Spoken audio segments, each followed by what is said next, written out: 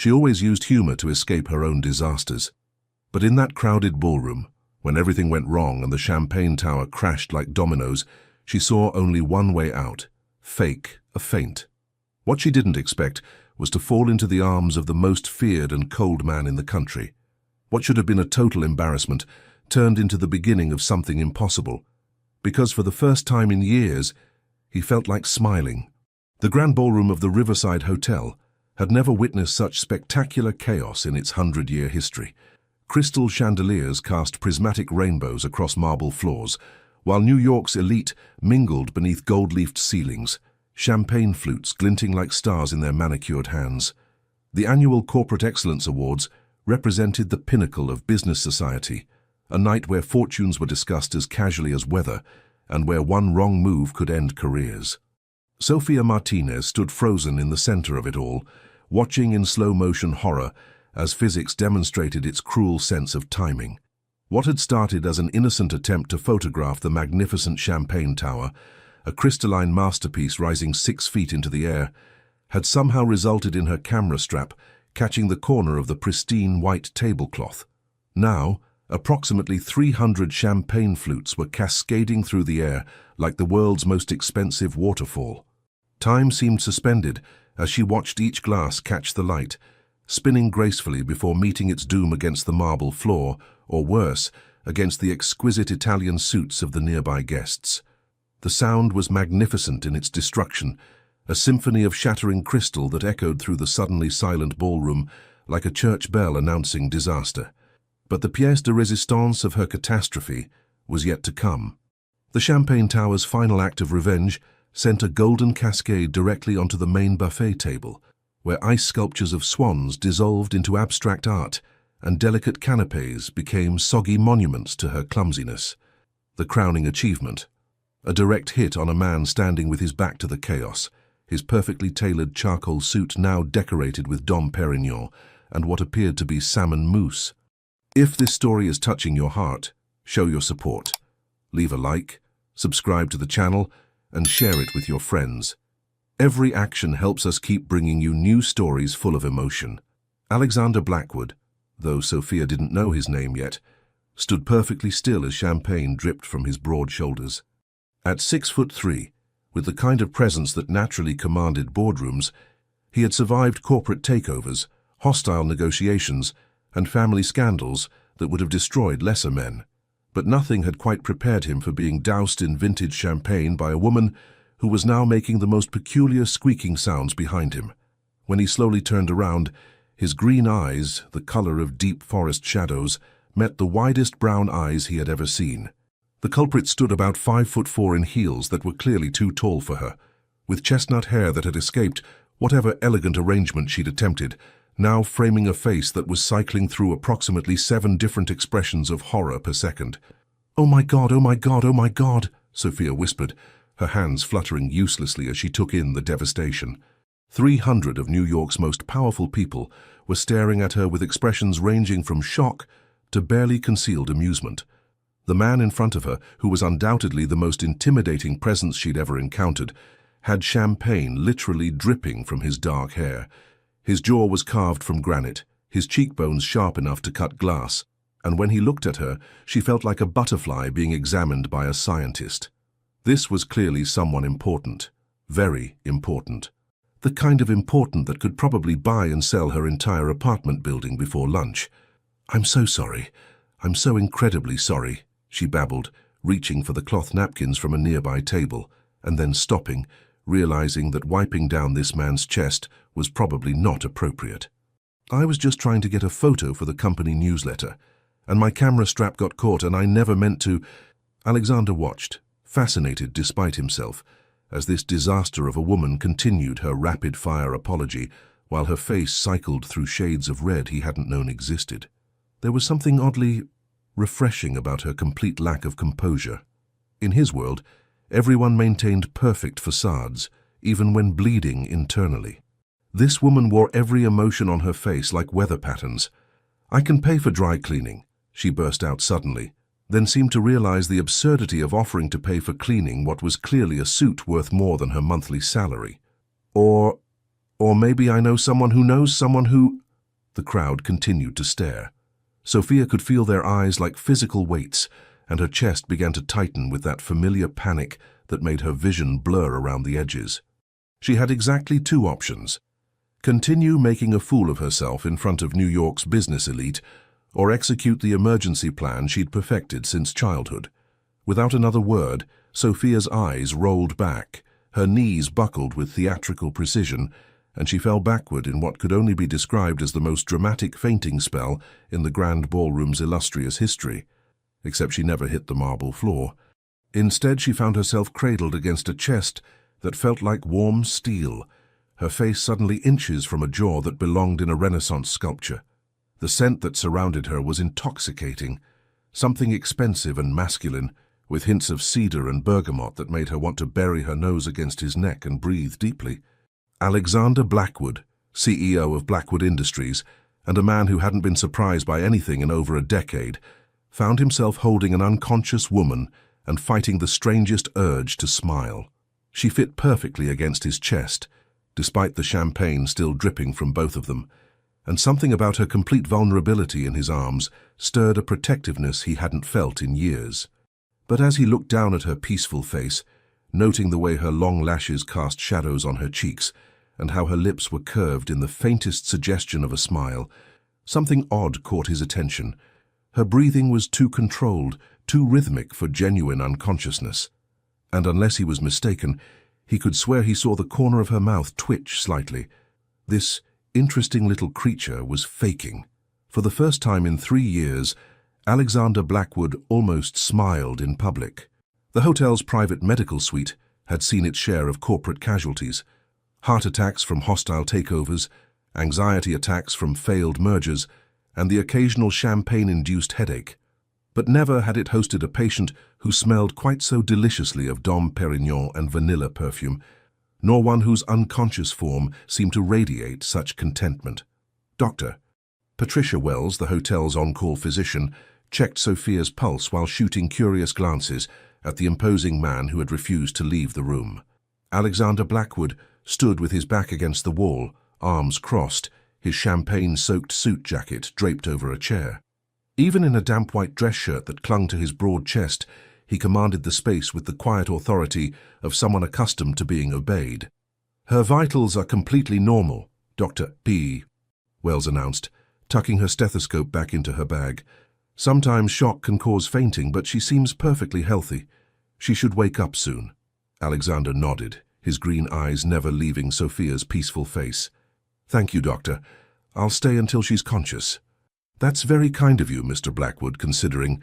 Dr. Wells gestured vaguely toward his stained shirt, then collected her things and left them alone. The silence stretched between them, broken only by the distant sounds of the party continuing below.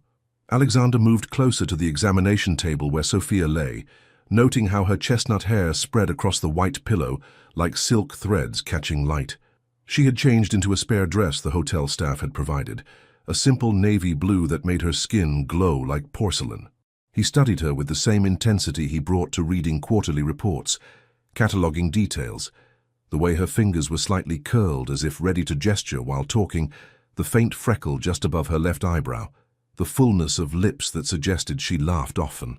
There was something infinitely more appealing about her genuine vulnerability than all the calculated seduction attempts he regularly endured. But those suspicions nagged at him. In 15 years of reading people across conference tables, he had developed an almost supernatural ability to detect deception. And everything about this woman's fainting spell felt rehearsed. Her breathing was too steady, too controlled. When people genuinely lost consciousness, their breathing became shallow and irregular. Hers maintained the rhythm of someone in deep sleep. Additionally, her positioning when she'd fallen had been too perfect, knees bending at just the right angle to avoid injury, arms positioned to break her fall gracefully. Most telling of all was the way she'd angled her body toward him just before collapsing, as if subconsciously ensuring he would catch her. Alexander found himself fascinated rather than annoyed. In his world of calculated moves and hidden agendas, her method of escape was refreshingly innocent. She had created chaos, panicked, and chosen flight over fight. There was something almost endearing about a woman who would rather fake unconsciousness than face embarrassment. A soft sigh escaped Sophia's lips, and Alexander saw her eyelashes flutter, the first genuine sign of returning awareness. He leaned back against the wall, curious to see how she would handle waking up to find him still there. Sophia's consciousness returned gradually, like surfacing from deep water. She became aware of softness beneath her back, the faint scent of antiseptic, and the unmistakable feeling of being watched. Her eyes snapped open to find herself staring at an unfamiliar ceiling, and for a moment, panic set in. Then she turned her head and saw him. Alexander Blackwood stood across the room like a designer-clad statue, his presence filling the space, even in repose. Without the champagne dripping from his hair, she could properly appreciate the masculine beauty of his face, all sharp angles and strong lines, with those remarkable green eyes that seemed to see straight through her. "Oh, no," she whispered, memory flooding back. The champagne tower, the destruction, the most expensive disaster in corporate event history. "Please tell me that was a nightmare." "I'm afraid not," Alexander said, his voice a deep baritone that seemed to resonate in her chest. "Though I have to say your recovery technique is quite impressive." Sophia bolted upright on the examination table, immediately regretting the quick movement as her head spun slightly. "My what now?" "Your fainting spell," he clarified, pushing off from the wall and approaching with the fluid grace of a predator. Textbook execution, perfect timing, flawless positioning, and just the right amount of dramatic flair. Heat flooded Sophia's cheeks as she realized what he was implying. What? I don't know what you mean. I genuinely fainted. From shock and horror.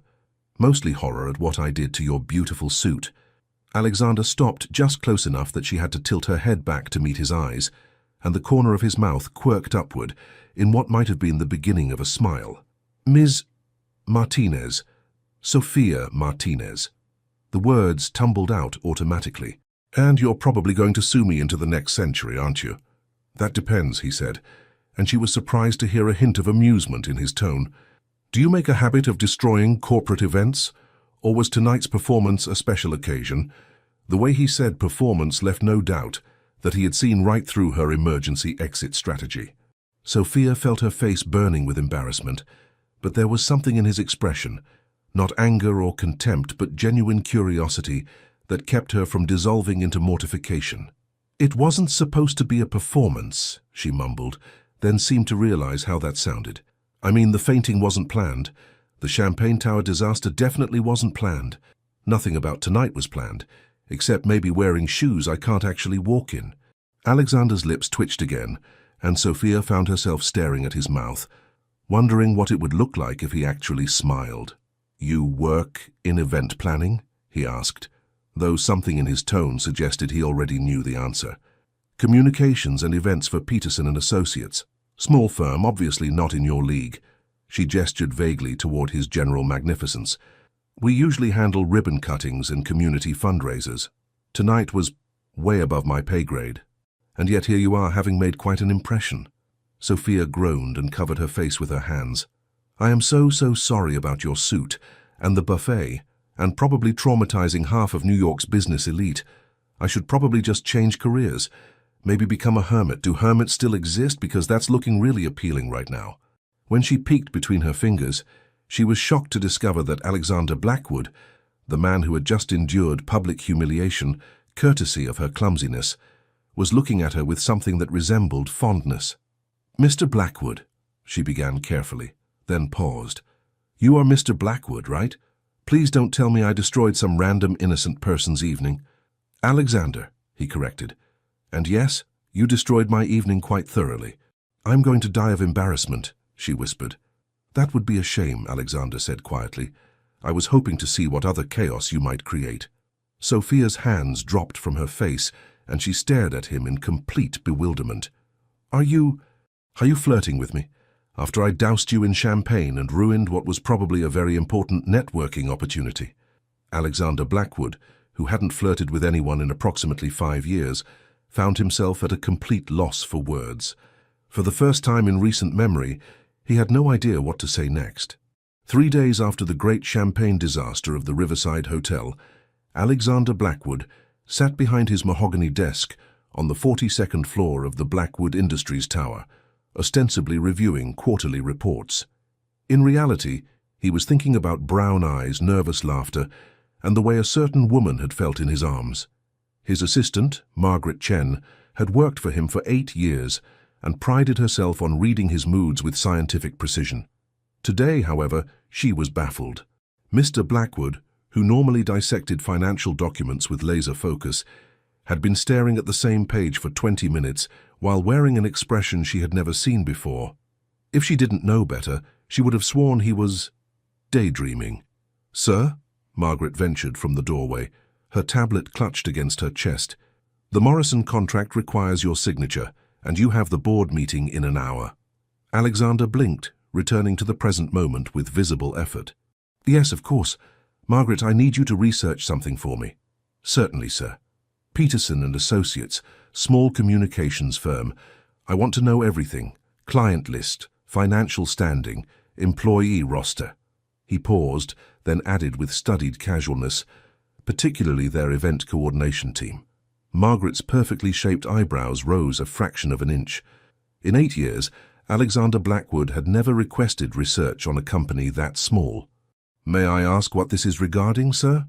"Potential partnership," Alexander said smoothly, which was technically true if one considered pursuing a woman a form of partnership. "They handle community outreach, which might complement our corporate responsibility initiatives." It was a reasonable explanation, even if it was complete fabrication. Margaret made notes on her tablet, already mentally organizing the research request. "I'll have a full report by end of business today." "Sooner would be better." Margaret paused in the doorway, struck by something in his tone. Mr. Blackwood was many things, demanding, perfectionist, occasionally ruthless in business, but he was never impatient about non-urgent matters. "I'll prioritize this, sir." After she left, Alexander returned to his contemplation of the city skyline, though his mind was 40 blocks away in a modest office building where a certain clumsy angel was probably brightening someone's day with her infectious laughter. Meanwhile, in the Peterson and Associates office, Sophia Martinez was having what could charitably be called a challenging morning. The story of her champagne catastrophe had spread through their small company like wildfire, mostly because her best friend and office mate, Jessica Kim, had a talent for dramatic storytelling. And then, Jessica was saying to their rapt audience of co-workers, she just collapsed like a Victorian lady with the vapors, right into the arms of Alexander Blackwood himself. "Alexander Blackwood?" gasped Miranda from accounting. "The oil magnate? The one who's never been photographed smiling?" "The very same," Jessica confirmed with theatrical flair. "Our little Sophia managed to drench the most powerful man in New York and then faint directly into his arms. It's like something out of a romance novel." Sophia, who was trying unsuccessfully to hide behind her computer monitor, felt her cheeks burning. "Can we please stop talking about this? I'm already considering changing my name and moving to Antarctica." "You can't move to Antarctica," Jessica laughed. "Who would I live vicariously through? Do you realize you've probably had more physical contact with Alexander Blackwood than any woman in the city? Physical contact that began with me destroying his evening and ended with him probably putting me on some kind of corporate blacklist." Sophia groaned. The truth was, she hadn't been able to stop thinking about those few minutes in the medical suite. Not the embarrassment, well, not only the embarrassment, but the way Alexander had looked at her. There had been something in his green eyes that wasn't anger or disgust, something that had made her pulse race even faster than the mortification. "He didn't seem angry," she said quietly, more to herself than to Jessica. "What was that?" "Nothing. Just, he didn't seem angry.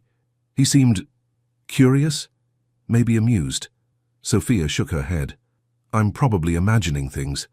Men like Alexander Blackwood don't get amused by women like me. They get restraining orders." Jessica was about to respond when their boss, Richard Peterson, emerged from his office with an expression of barely contained excitement.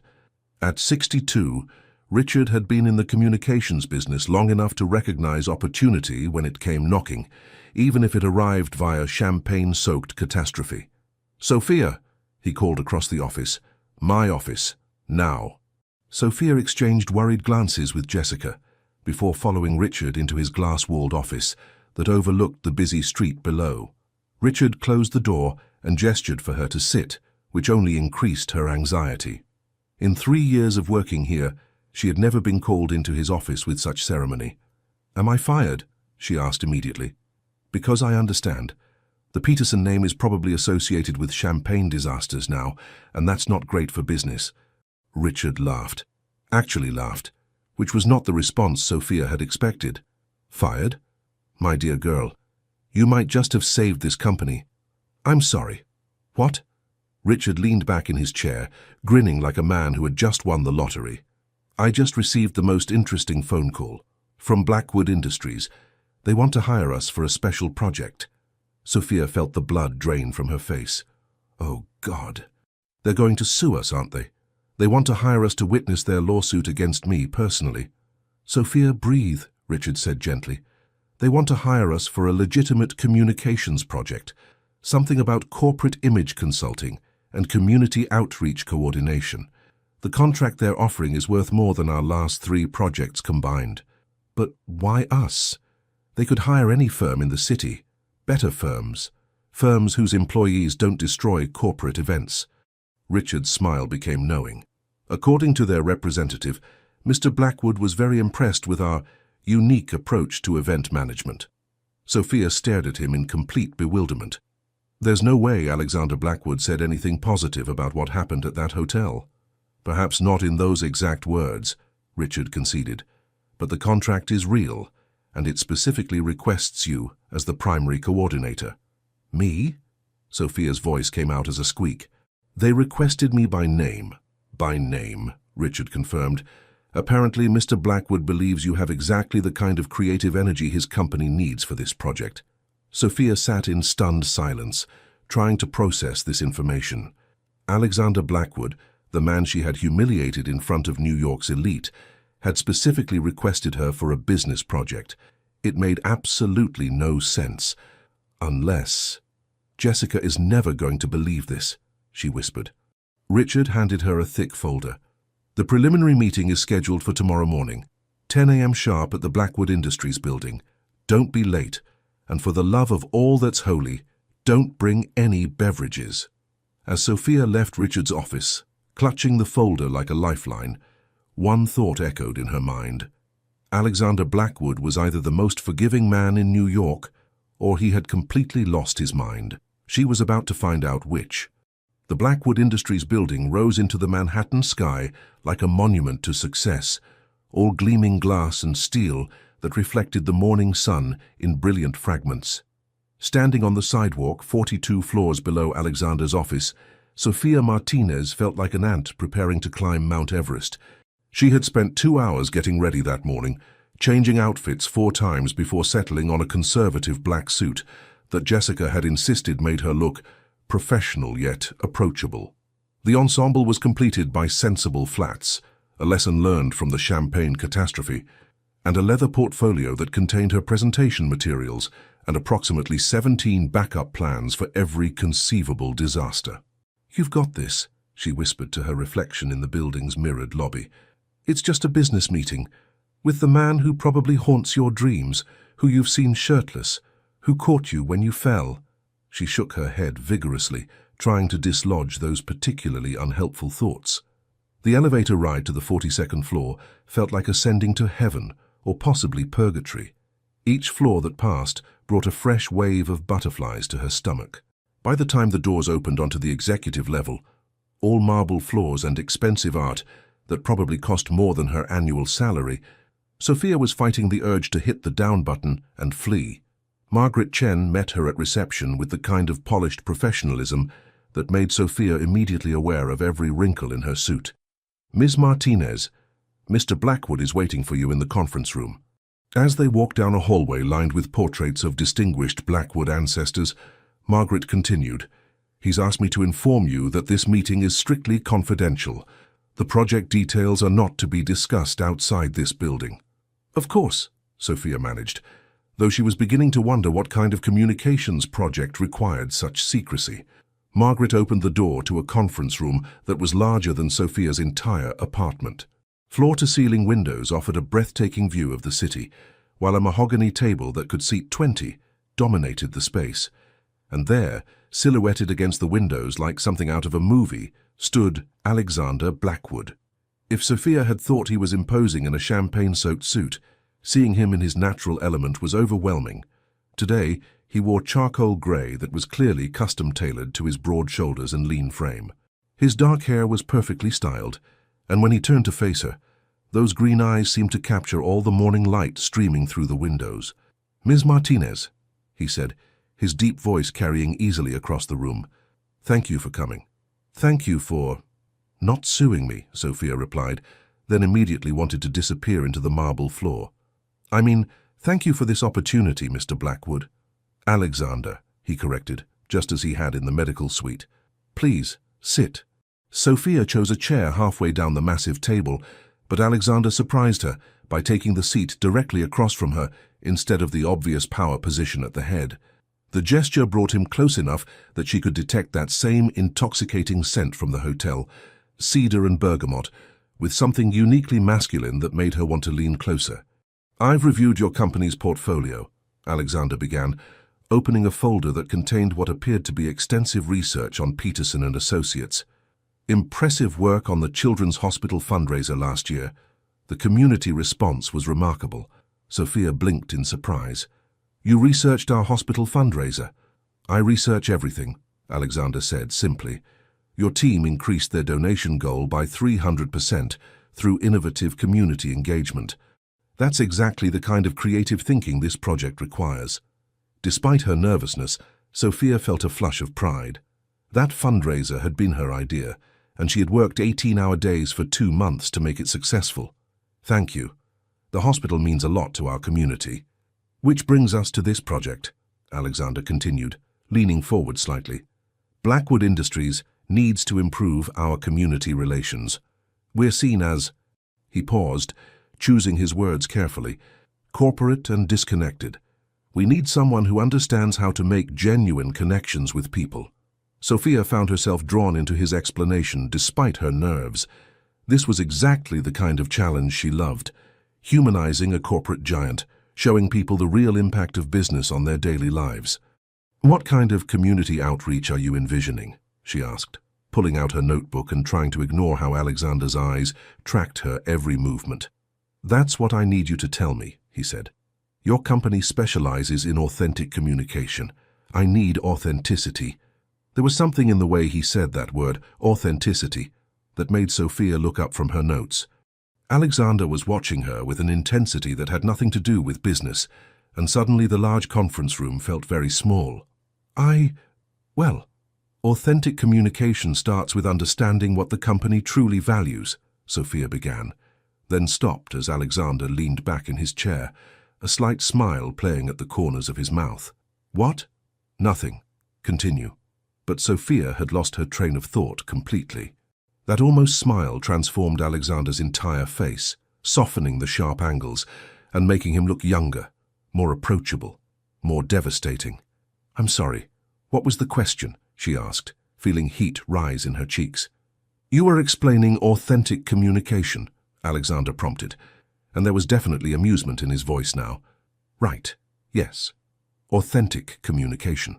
Sophia looked down at her notes, trying to focus on the words that suddenly seemed to be swimming on the page. "It starts with understanding core values and the weight of Alexander's attention was making her brain malfunction. She could feel him watching her, could sense his presence across the table like a physical force. When she risked another glance at his face, those green eyes were focused on her with the kind of intensity that made her forget how to breathe properly. "And finding ways to demonstrate those values through community engagement," she finished weakly. "Excellent," Alexander said. "I'd like you to develop a comprehensive strategy. Think big. Budget is not a concern." Sophia's pen slipped from her fingers, clattering onto the table. Budget was not a concern. In her world, budget was always the primary concern. She leaned forward to retrieve her pen, acutely aware that this brought her closer to Alexander, close enough to see the gold flecks in his green eyes. "How big is big?" she managed to ask. "Whatever you think it takes to make a real difference." The trust implicit in that statement was overwhelming. This man, This powerful, intimidating, ridiculously attractive man was essentially giving her carte blanche to redesign his company's entire community relations strategy. It was terrifying. It was exhilarating. It was making her lightheaded. That's... wow, Sophia stammered, then realized how unprofessional she sounded. I mean, that's a significant opportunity.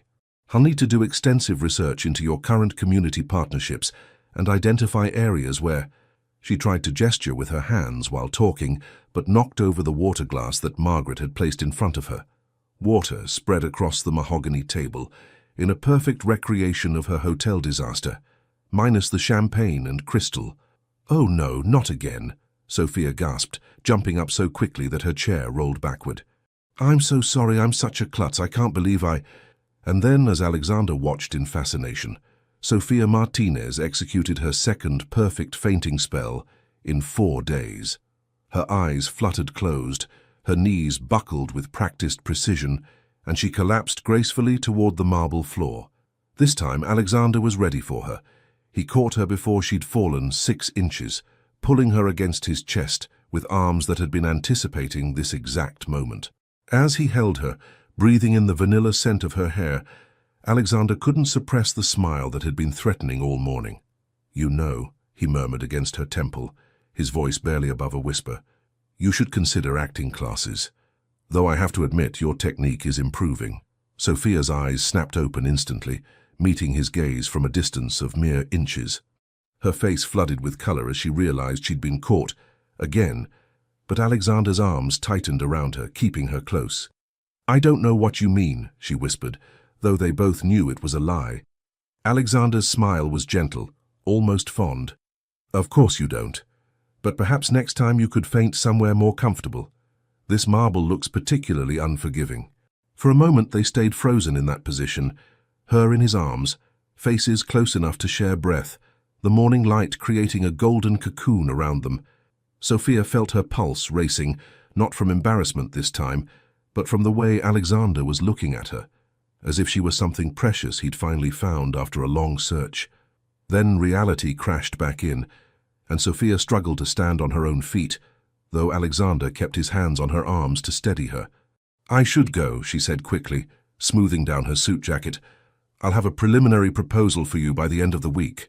"Sophia," Alexander said, and the sound of her name in that deep voice made her pause at the door. "Are you all right? Really all right?" The genuine concern in his voice nearly undid her completely. "I'm fine. This is all very overwhelming." "I know," he said quietly. "For me too."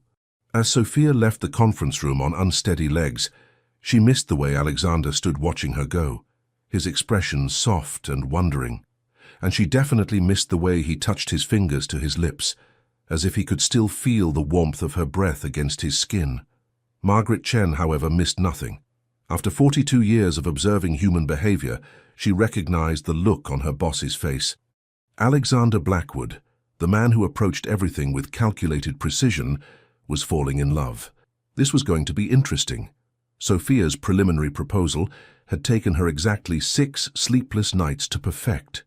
She had researched every community program within a 50-mile radius of Manhattan, analyzed Blackwood Industries' corporate history with the thoroughness of a doctoral dissertation, and consumed enough coffee to power a small city.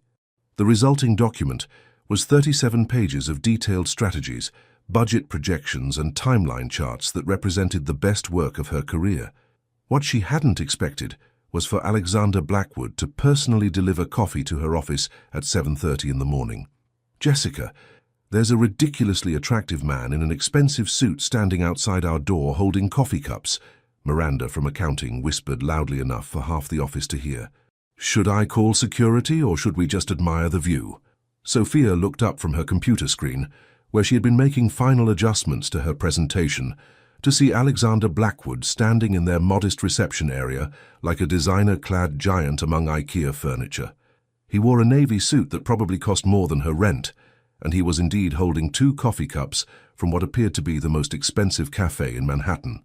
The entire office had gone silent, 20 pairs of eyes tracking between Sophia and the man who had somehow made their cramped workspace seems smaller just by existing in it. "Good morning," Alexander said, his deep voice carrying easily across the suddenly quiet room. "I hope I'm not interrupting." Jessica, who had been openly staring, nudged Sophia with her elbow. "You didn't mention he was even more gorgeous in daylight," she whispered. "Shut up," Sophia hissed back, then stood on legs that felt remarkably unsteady. "Mr. Blackwood, this is unexpected." "Alexander," he corrected automatically. "I brought coffee. I remembered you mentioning that you preferred it without sugar." The fact that he had remembered such a small detail from their brief conversation made something warm unfurl in Sophia's chest. "You remembered that?" "I remember everything you say," Alexander replied, then seemed to realize how that sounded in front of an audience of fascinated co-workers. "About the project, I mean. Details are important in business." If Sophia hadn't been watching his face closely, she might have missed the slight flush that crept up his neck. Alexander Blackwood, master of corporate negotiations, was embarrassed. It was possibly the most endearing thing she had ever witnessed. "Would you like to discuss the proposal in our conference room?" Sophia asked, gesturing toward the glass-walled cubicle that served as their meeting space. "Actually," Alexander said, and something in his tone made her look at him more closely, "I was hoping we could take a walk. Sometimes the best discussions happen away from formal settings." Jessica's eyebrows shot up to her hairline, and Sophia could practically hear the romantic commentary her best friend was composing in her head. "A walk sounds fine. Let me just get my jacket." 10 minutes later, they were strolling through Madison Square Park, coffee cups warming their hands against the October morning chill. Alexander had somehow managed to secure a bench with a view of the fountains, and Sophia found herself sitting closer to him than strictly necessary, drawn by the warmth that seemed to radiate from his presence. "Your proposal is brilliant," Alexander said without preamble, pulling a copy of her document from his briefcase. The pages were marked with notes in his precise handwriting, evidence that he had read every word carefully. "You actually read all 37 pages?" Sophia asked, surprised. "Twice," Alexander admitted. "Your community garden initiative alone could transform 3 neighborhoods, and the small business mentorship program." He shook his head in admiration. "How did you know that's exactly what those areas need?" Sophia felt herself glowing under his praise. "I grew up in neighborhoods like that. I know what it feels like when big corporations feel distant and uncaring. But I also know how much difference it makes when someone with resources actually invests in community." Alexander was quiet for a moment, studying her profile as she watched families feeding ducks by the fountain. "You're not what I expected," he said finally. "What did you expect?" "Someone more calculating. In my experience, people always want something, but you actually care about these communities. It's not just a job to you." Sophia turned to face him, struck by something almost vulnerable in his tone. "Is that so unusual in your world?" "Yes," Alexander said simply. "It is." The honesty in that admission made Sophia's heart ache for him. That must be lonely. Alexander's coffee cup paused halfway to his lips. In 10 years of business relationships, no one had ever described his position as lonely. Powerful, enviable, intimidating? Yes. But lonely? "I don't think about it," he said, which wasn't exactly true. "I think about it a lot," Sophia said quietly. "What it must be like to never be sure if people like you for who you are or for what you can do for them." Alexander stared at her, feeling something shift in his chest. "And which category do I fall into for you?" Sophia considered this seriously, tilting her head in a way that made her chestnut hair catch the morning light. "Well, you could definitely do a lot for me professionally. This contract could change my career." Alexander's expression grew guarded. "I see. But," Sophia continued, apparently oblivious to his reaction, "you also caught me when I fell. Twice. You remembered how I like my coffee. You read 37 pages of community development proposals because you thought they mattered to me. So I think—" She paused, meeting his eyes directly. "I think I like you for who you are, even if I'm not entirely sure who that is yet." The simplicity of her honesty hit Alexander like a physical blow. When was the last time someone had seen him as just a man rather than a title and a bank account? "Who do you think I am?" he asked, genuinely curious. Sophia studied his face with the same intensity he usually reserved for financial reports. Someone who works too hard because he feels responsible for everyone around him.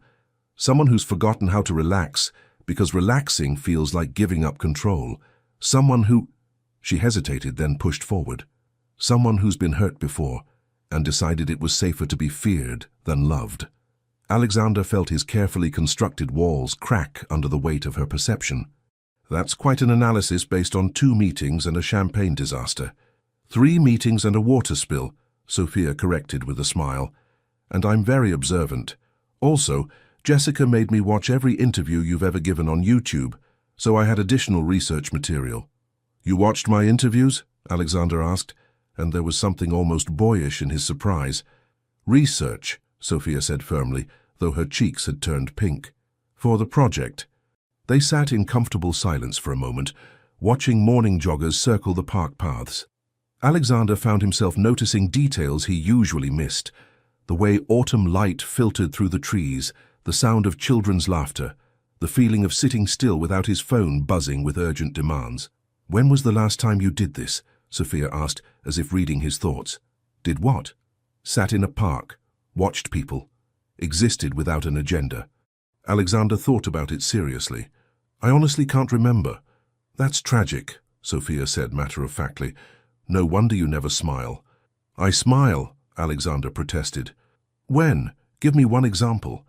Alexander opened his mouth to respond, then realized he couldn't think of a single instance of genuine, unguarded happiness in recent memory. I smile at business achievements. That's not the same thing, Sophia said gently.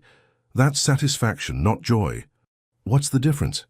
Sophia turned to face him fully, her brown eyes serious. Joy is what you feel when you're exactly where you're supposed to be, with exactly who you're supposed to be with, doing exactly what makes you feel alive. It doesn't have anything to do with success or achievement or proving anything to anyone. And you feel that regularly. I felt it just now, Sophia said simply. Sitting here with you, talking about things that matter, even though you terrify me, and I'll probably say something embarrassing before we're done. Alexander stared at her, this woman who found joy in a simple conversation, who saw straight through his defenses to the loneliness he carried like armor. You're extraordinary, he said quietly. Sophia's eyes widened. I'm really not. I'm the girl who faints at business meetings and destroys corporate events. You're the woman who creates community gardens and fights for small businesses and brings coffee shops to life just by walking into them, Alexander countered. You're the woman who makes me want to remember how to smile. The words hung between them, more intimate than Alexander had intended. Sophia felt her breath catch, seeing something raw and unguarded in his green eyes that made her pulse race. Alexander, she began, but before she could finish the thought, his phone buzzed urgently. Alexander glanced at the screen and sighed. I have to take this. Board meeting crisis. As he answered the call, his entire demeanor shifted back to business mode, shoulders straightening, voice becoming clipped and authoritative. Sophia watched the transformation with fascination and sadness, seeing the man she had glimpsed disappear behind the corporate executive. When he finished the call, Alexander looked at her apologetically. I have to go, but Sophia, thank you. For the coffee and the conversation and, he seemed to struggle for words, for reminding me what joy feels like. As he walked away, Sophia sat alone on the bench, her heart racing with the realization that she was falling for Alexander Blackwood. Not the powerful CEO or the business opportunity, but the lonely man who had forgotten how to smile. This was either the best thing that had ever happened to her, or it was going to break her heart completely. Possibly both. The transformation of Alexander Blackwood began with small things that his employees noticed immediately, though none of them dared to comment directly. It started the Monday after his park conversation with Sophia, when he arrived at the office carrying 2 coffee cups instead of his usual single espresso. Good morning, Margaret, he said, setting 1 cup on her desk. I thought you might enjoy this. It's from that new cafe on 5th Street. Margaret Chen stared at the coffee, as if it might explode. In 8 years of working for Alexander Blackwood, he had never brought her coffee. He barely acknowledged her existence beyond work-related interactions, which was perfectly professional, but hardly personal. Thank you, sir, she managed, watching as Alexander headed toward his office with what could only be described as a spring in his step. The coffee was perfect. exactly how she liked it, with oat milk and a touch of cinnamon. Which meant Alexander had not only thought to bring her coffee, but had somehow learned her preferences. Margaret sipped it slowly, wondering if her boss was having some sort of breakdown. By Wednesday, the entire executive floor was buzzing with speculation. Alexander had complimented Janet from HR on her new haircut, had actually laughed at Tom Richardson's joke during the budget meeting, and had been spotted in the employee break room asking the maintenance staff about their families. "It's like he's been replaced by a pod person," whispered Rebecca from legal during lunch. "Yesterday he asked me how my daughter's soccer game went. How did he even know I have a daughter?" "Maybe he hit his head," suggested David from marketing. "Concussion-induced personality change?" "Or maybe," said Janet thoughtfully, "he met someone."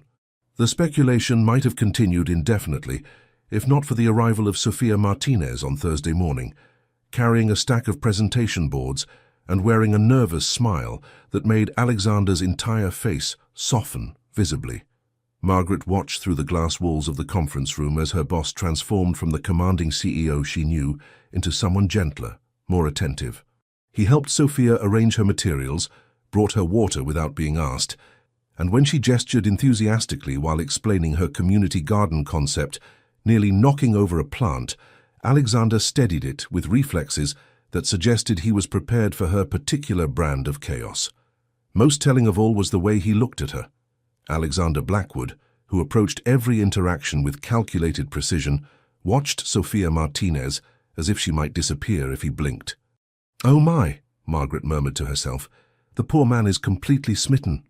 Inside the conference room, Sophia was oblivious to her audience, fully absorbed in presenting the project timeline that had consumed her thoughts for the past week. She had created detailed mock-ups of the proposed community spaces, complete with color-coded implementation phases and budget breakdowns that would make any CFO weep with joy. "The beauty of starting with the community gardens," she explained, pointing to architectural renderings that showed empty lots transformed into green sanctuaries, is that they provide immediate visible impact while building relationships for the longer-term programs. Alexander found himself fascinated, not just by her ideas, but by the way she moved while talking, hands dancing through the air to illustrate concepts, eyes bright with passion for work that would help real people in tangible ways. When she leaned across the table to show him soil composition charts, her vanilla perfume mixed with something uniquely her created a scent that was becoming dangerously familiar. "The preliminary site surveys are scheduled for next week," Sophia continued, then paused as she realized Alexander wasn't looking at her charts anymore. He was looking at her, with an expression that made her forget what she was saying. "The site surveys," Alexander prompted gently, though he was struggling to focus on logistics, when Sophia's cheek had a smudge of ink from her markers. "Right. Site surveys." Sophia blinked, trying to regain her train of thought. "I'll need to visit each location personally to assess soil conditions and community accessibility. I'll come with you," Alexander said immediately, then seemed surprised by his own impulsiveness. "To ensure proper corporate oversight, of course." Sophia stared at him. "You want to come look at empty lots in Brooklyn?" "I want to see what you see," Alexander said, then realized how that sounded. From a business perspective. There was nothing businesslike about the way he was looking at her, but Sophia decided not to point that out. "Okay, but you should know that site surveys involve a lot of walking, sometimes in areas that aren't exactly executive-friendly." Alexander's lips quirked upward. "I think I can handle a little dirt, Miss Martinez." The way he said her name, with that slight emphasis on the vowels, sent an entirely inappropriate shiver down Sophia's spine. "In that case, we start Monday at 9 a.m. And Alexander?" "Yes?" "Bring work boots." Friday afternoon found Sophia in a panic. She had exactly 67 hours to figure out how to spend an entire day with Alexander Blackwood without making a complete fool of herself, which seemed statistically impossible given her track record. "You could always faint again," Jessica suggested unhelpfully from her perch on Sophia's desk. "It worked the last 2 times." "I can't keep fainting every time I'm around him," Sophia groaned. "Eventually he'll catch on that it's a pattern." "Sweetie, he already knows you're faking. The man isn't stupid. The question is why he keeps catching you instead of letting you hit the floor." Sophia considered this. "Maybe he's just a gentleman. Or maybe," Jessica said with a knowing smile. Alexander Blackwood has fallen for our disaster-prone little Sophia. That's ridiculous. Men like him don't fall for women like me. We exist in completely different universes. And yet he's spending Monday tramping through Brooklyn lot with you, wearing work boots he probably had to buy specially for the occasion. Jessica had a point, though Sophia wasn't ready to admit it. The idea that Alexander might actually be interested in her as more than a business associate was too terrifying and wonderful to contemplate seriously. Meanwhile, across town in his penthouse apartment, Alexander was having his own crisis of confidence. He stood in his walk-in closet, staring at rows of perfectly pressed suits and Italian leather shoes, realizing he had no idea what one wore to survey empty lots in Brooklyn. The work boots had been easy enough to purchase. He'd sent Margaret to find appropriate footwear, though he hadn't explained why he needed them, but the rest of his wardrobe seemed hopelessly inadequate for a day that would involve actual physical labor. For the first time in his adult life, Alexander Blackwood was worried about what to wear, not for a board meeting or a charity gala, but for a day spent walking through neighborhoods with a woman who made him want to be someone different than who he'd always been. He pulled out a pair of dark jeans he'd forgotten he owned and a button-down shirt that could survive potential soil samples. As he laid them across his bed, Alexander caught his reflection in the mirror and was startled to see himself almost smiling. Margaret had been right. He was completely smitten, and for the first time in years, the prospect of being vulnerable didn't terrify him. It thrilled him. Monday morning brought unseasonably warm October weather, and the sight of Alexander Blackwood, standing outside the Bedford-Stuyvesant subway station, wearing jeans, work boots, and an expression of determined bewilderment. Sophia arrived to find him studying a crumpled transit map, with the same intensity he usually reserved for quarterly earnings reports. "Please tell me you didn't try to navigate the subway system for the first time today," Sophia said, approaching with 2 coffee cups and a smile that made Alexander's morning exponentially brighter. "I may have underestimated the complexity of Brooklyn public transportation," Alexander admitted, accepting the coffee gratefully. "I've lived in New York for 20 years and apparently never left Manhattan." "That's almost impressive in its insularity," Sophia laughed, then caught herself. "I mean, not that there's anything wrong with Manhattan. Manhattan is lovely, very tall." Alexander found her nervous rambling endearing. "You can insult my lifestyle choices, Sophia. I won't fire you for having opinions."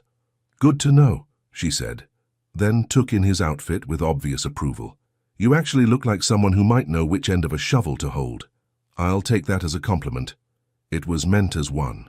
Their first stop was a half-acre vacant lot sandwiched between a bodega and a laundromat, currently serving as an informal dumping ground for everything from old refrigerators to shopping carts. Alexander stood at the edge of the space, trying to envision the community garden that existed so vividly in Sophia's presentation materials. "I know it doesn't look like much," Sophia said, pulling on work gloves and grabbing a soil testing kit from her bag. "But look at the light exposure. Southern-facing minimal building shadows. And see how the residents have already started informal footpaths along the edges. They want to use this space." Alexander watched as Sophia knelt in actual dirt, carefully collecting soil samples with the focus of a scientist. Her hair was pulled back in a ponytail, and she had traded her business attire for jeans and a Columbia University sweatshirt that made her look about 22. "The soil composition will determine what we can plant," she explained, labeling sample containers. "But even if it needs remediation, that's just a budget line item. The real question is whether the community will embrace ownership of the space." "How do we determine that?" "We ask them," Sophia said simply, nodding toward the small crowd that had gathered to watch the unusual sight of a woman in designer jeans and a man who radiated expensive collecting dirt samples.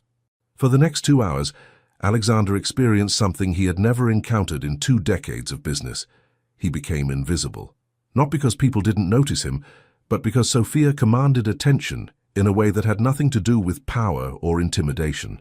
She spoke fluent Spanish with the elderly woman who ran the bodega, discussed soil drainage with a teenager who had apparently started an urban farming project in his apartment, and somehow convinced a group of skeptical mothers that a community garden wouldn't attract more drug dealers. Mrs. Rodriguez has been trying to organize neighborhood cleanup days for 3 years, Sophia explained as they walked to their second site. But she doesn't have resources for tools or disposal. If we provide that infrastructure as part of the garden development, we get community buy-in and address the maintenance issues simultaneously. Alexander found himself making notes on his phone, not about budget implications or project timelines, but about the way Sophia's eyes lit up when she talked about connecting people to resources they needed. Their second location was even less promising, a narrow strip of land beside elevated train tracks that rattled with thunderous regularity every 7 minutes. Alexander had to raise his voice to be heard over the noise. "This seems like a challenging location for community gathering," he shouted. "Perfect for herbs and root vegetables, though," Sophia called back, kneeling to examine drainage patterns. "And look," she pointed to where someone had already planted tomatoes along the fence line. "They're already gardening here. We'd just be making it official." As if summoned by their conversation, an elderly man emerged from the adjacent building, moving slowly with the aid of a walker. Sophia immediately approached him with the kind of respectful attention Alexander had rarely seen in his business interactions. "Mr. Washington," she said. Somehow she had learned his name during their brief earlier conversation. "Could you tell us about the tomatoes?" For the next 20 minutes, Alexander listened as Mr. Washington explained his informal cultivation efforts, his concerns about soil contamination from the old gas station next door, and his dreams of teaching neighborhood kids about growing their own food. Sophia took notes, asked intelligent questions, and somehow convinced Mr. Washington to become their unofficial community liaison. "How did you know his name?" Alexander asked as they walked to their third site. "I asked," Sophia said. "People like to be known. Most of the time, no one bothers to ask." It was such a simple observation, but it hit Alexander like a revelation. In his world, everyone knew who he was, but he rarely made the effort to truly know them in return. He was surrounded by people whose names he knew, but whose lives remained mysteries. Their final stop was a corner lot in Crown Heights that had been empty for so long that saplings had begun growing through cracks in the concrete. The site was larger than the others, with good street visibility and proximity to a school that could provide built-in community involvement. "This is the flagship location," Sophia explained, pulling out her tablet to show him architectural renderings. "Community garden, small business incubator space, after-school programming. It would be the model for replication in other neighborhoods." Alexander studied the plans, noting the careful attention to both practical needs and aesthetic appeal. "The budget for this single site is substantial." "It is," Sophia agreed, "but the impact would be measurable across multiple community development metrics: employment, education, health, social cohesion." She was interrupted by a small commotion near the school as classes let out for lunch. A group of elementary students had spotted them and were approaching with the fearless curiosity of children. "What are you doing?" asked a little girl with pigtails and a serious expression. "We are planning a garden," Sophia explained, kneeling to the child's eye level. "What would you want to grow if you could plant anything?"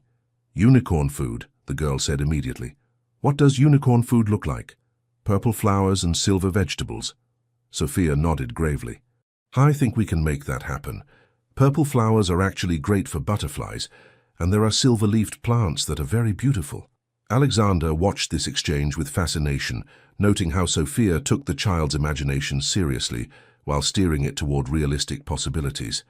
Within minutes, she had a crowd of kids drawing pictures of their dream garden on the back of her project plans. "You're good with them," Alexander observed. "Kids don't lie about what they want," Sophia said, accepting a drawing of what appeared to be a carrot with wings. "Adults get complicated about expressing needs. Children just tell you." As they rode the subway back toward Manhattan, Alexander found himself processing the day's revelations. He had spent 6 hours in neighborhoods he'd never visited, talking to people whose experiences were completely foreign to his own, and somehow felt more energized than after most successful board meetings. "Thank you," he said, as their train crossed the Manhattan Bridge. "For what?" "For showing me what our money can actually do. I've approved community development budgets for years, but I never understood the human impact." Sophia studied his profile, noting the way his expression had softened throughout the day. "Does that change how you think about the project?" It changes how I think about a lot of things, Alexander said quietly. They rode the rest of the way in comfortable silence, both aware that something fundamental had shifted between them. Alexander had seen a world beyond his corporate sphere, and Sophia had watched him engage with that world with genuine curiosity rather than condescension. As they emerged from the subway into the familiar territory of Manhattan, Alexander found himself reluctant to return to his previous existence. The day had felt like waking up from a long sleep, and the prospect of going back to his empty penthouse apartment felt unbearably lonely. "Sophia," he said as they stood on the street corner where they would part ways, "would you like to have dinner?" "To discuss the project timeline," he added quickly, though they both knew the invitation had nothing to do with business. Sophia looked at him, this powerful man who had spent the day kneeling in dirt and listening to children's dreams, and felt her careful professional boundaries crumbling. "I'd like that," she said, "but not to discuss the project." Alexander's smile, when it finally appeared, was worth every risk she was about to take. Sophia had expected Alexander to suggest some exclusive Manhattan restaurant where reservation lists stretched for months and wine cost more than her rent. Instead, he surprised her by asking, "Do you know any good places, somewhere you actually enjoy eating?" Which was how Alexander Blackwood, CEO of a multi-billion-dollar corporation, found himself sitting in a tiny Italian restaurant in the village, where the tables were covered in red checkered tablecloths, and the owner's mother made pasta by hand in full view of the dining room. "This place doesn't look like much," Sophia said as they settled into a corner booth, "but Maria makes the best carbonara outside of Rome." Alexander looked around at the mismatched furniture, the wine served in water glasses, and the cheerful chaos of a family-run establishment. "How did you find it?" "My college roommate brought me here when I was homesick freshman year. I've been coming back ever since." Sophia smiled at the memory. "Maria always asks about my love life and lectures me about finding a nice Italian boy." "And have you found a nice Italian boy?" The question came out more seriously than Alexander had intended, and Sophia found herself studying his face for clues about his own romantic history. "No nice Italian boys," she said carefully. "What about you? Ever been married?" "Once, briefly. A long time ago." Alexander's expression grew guarded. "It was more of a business merger than a marriage. We discovered we had nothing in common beyond mutual convenience." "That sounds lonely." "It was," Alexander admitted, surprised by his own honesty. But at the time, lonely felt safer than vulnerable. Before Sophia could respond, Maria Castellano emerged from the kitchen like a force of nature, all dramatic gestures and maternal authority. She took one look at Alexander, expensive clothes, perfect posture, hands that had never seen manual labor, and immediately adopted him as a personal project. "Sophia, cara mia," Maria exclaimed, pulling Sophia into a crushing hug. "And who is this handsome man? Finally, you bring someone who looks like he can provide properly." "Maria, this is Alexander. We're working together." "Working?" Maria repeated skeptically, eyeing the way Alexander had instinctively risen when she approached the table, the protective way he'd positioned himself slightly closer to Sophia. "Mm-hmm. I bring you wine and tell you what you're eating tonight. No menus, I choose." As Maria bustled away, muttering in Italian about young people who didn't recognize romance when it was staring them in the face, Alexander sat back down with an expression of bemused confusion. "Does she always take such personal interest in your dining companions?" "Only the ones she approves of," Sophia said, then realized the implications of that statement. "I mean, not that she, or that we're... I just meant..." "Sophia," Alexander interrupted gently. "Breathe." She did, taking a shaky breath that helped calm her racing heart. "Sorry, I get flustered when people make assumptions." "What kind of assumptions?" Sophia gestured vaguely between them. "That this is anything other than two colleagues having dinner."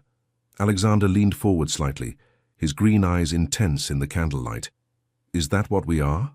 Colleagues?" The question hung between them like a challenge, and Sophia felt her pulse accelerate. This was the moment where she could maintain professional boundaries, keep things safe and uncomplicated, or she could tell the truth. "I don't know," she said finally.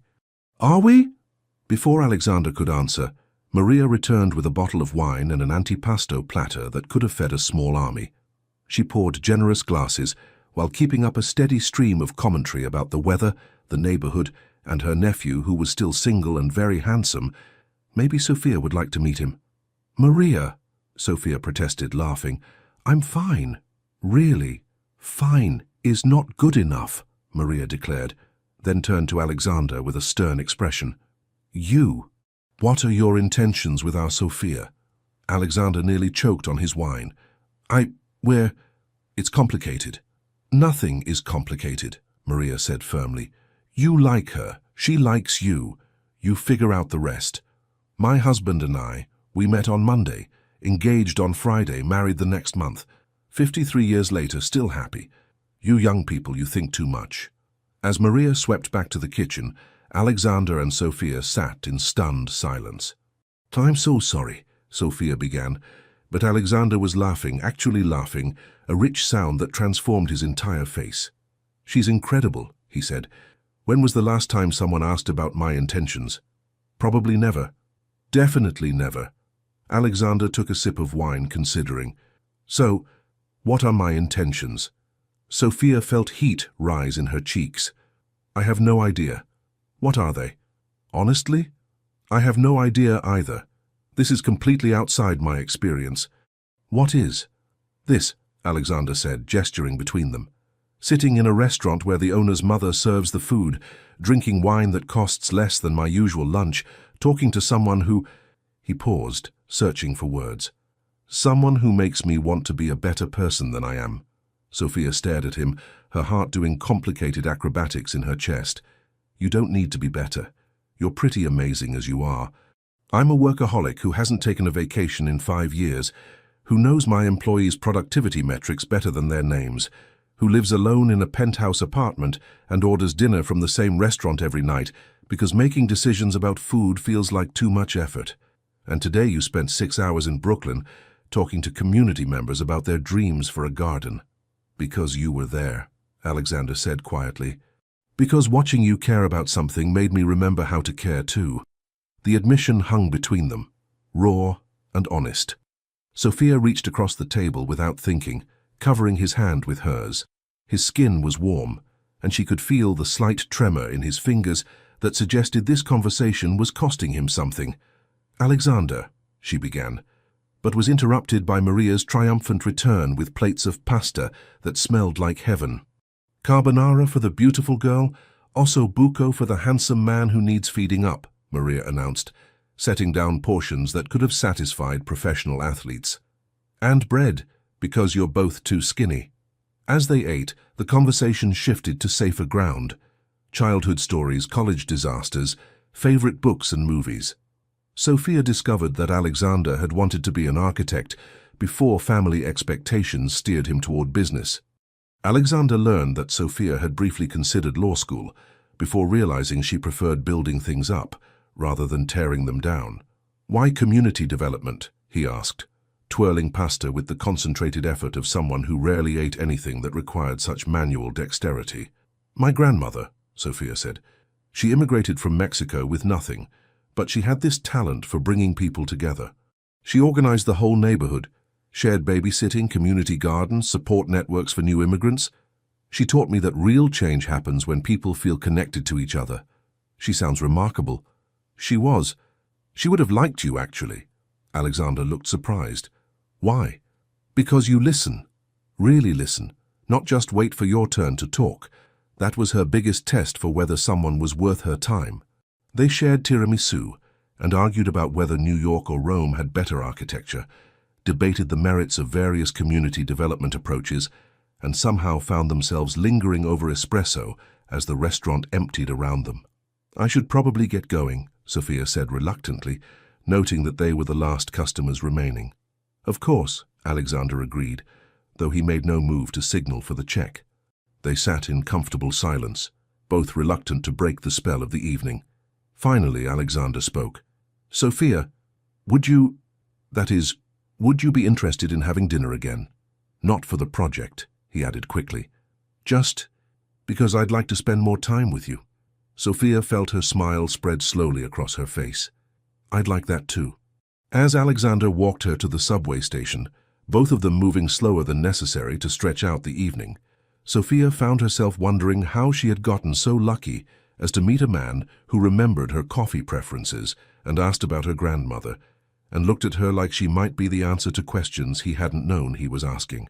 "Thank you for dinner," she said, as they reached the station entrance. "Thank you for showing me Brooklyn. And for sharing your favorite restaurant. And for—" Alexander seemed to struggle for words. "For being yourself." Standing there under the streetlights, with the sounds of the city flowing around them, Sophia felt the urge to rise up on her toes and kiss him goodnight. Instead, she smiled and headed down the subway stairs, leaving Alexander standing on the sidewalk, looking after her with an expression that might have been wonder. Back in his penthouse that night, Alexander stood at his floor-to-ceiling windows, looking out at the city lights and thinking about checkered tablecloths, handmade pasta, and a woman who made him want to learn how to live instead of just work. For the first time in years, he fell asleep smiling. The Blackwood Industries community project had been running for 3 weeks, and Alexander's executive team was beginning to worry about their CEO's mental state. He had attended every site meeting, personally approved lunch stipends for volunteer coordinators, and been spotted carrying bags of mulch with his own 2 hands.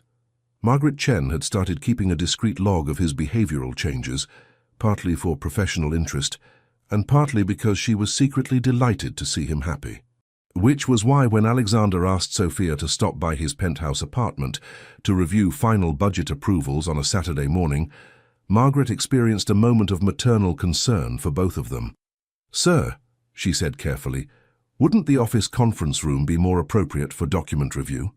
Alexander, who was standing at his office windows watching the city wake up, turned to face her with an expression she couldn't quite read. "The documents are at my apartment. And Margaret, cancel my other appointments today." Margaret raised one perfectly shaped eyebrow but said nothing. After 42 years of observing human behavior, she recognized the signs of a man preparing to take a significant risk. Meanwhile, Sophia was having her own crisis of confidence in the lobby of Alexander's building. The Meridian Tower was the kind of Manhattan real estate that existed in a different economic universe, one where doormen wore white gloves and elevator operators addressed residents as "Sir" and "Madam." Standing in the marble-clad lobby in her weekend jeans and Columbia sweatshirt, Sophia felt like she was auditioning for a role she wasn't qualified to play.